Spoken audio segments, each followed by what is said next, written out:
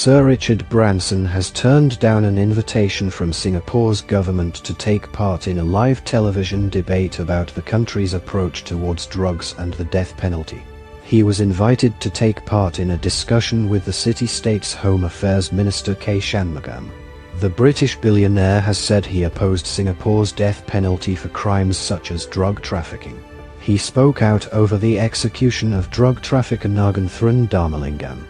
In an open letter posted on his blog, Sir Richard said television debates are always at risk of prioritizing personalities over issues, cannot do the complexity of the death penalty any service.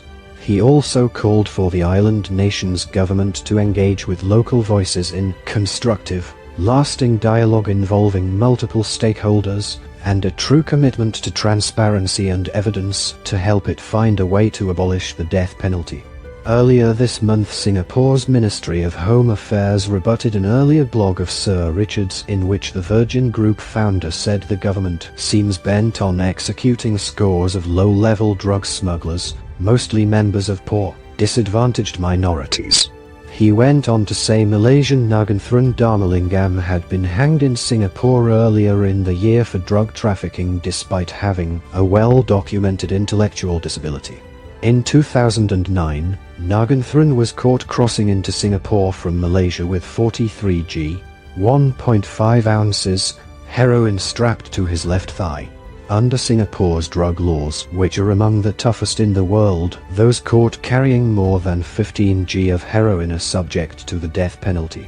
During his trial, the 34-year-old initially said he was coerced into carrying the drugs, but later said he had committed the offense because he needed money. The court said his initial defense was fabricated. He was eventually sentenced to death by hanging.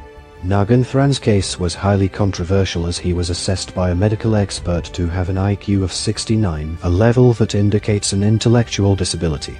But a court found that he was not intellectually disabled. Naganthran's execution triggered a wave of protests as people spoke out about what they saw as the injustice of his death sentence.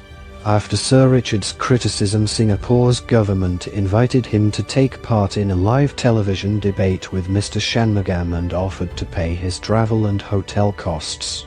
The government has said the death penalty is a clear deterrent that has helped prevent major drug cartels from becoming established in the Southeast Asian country.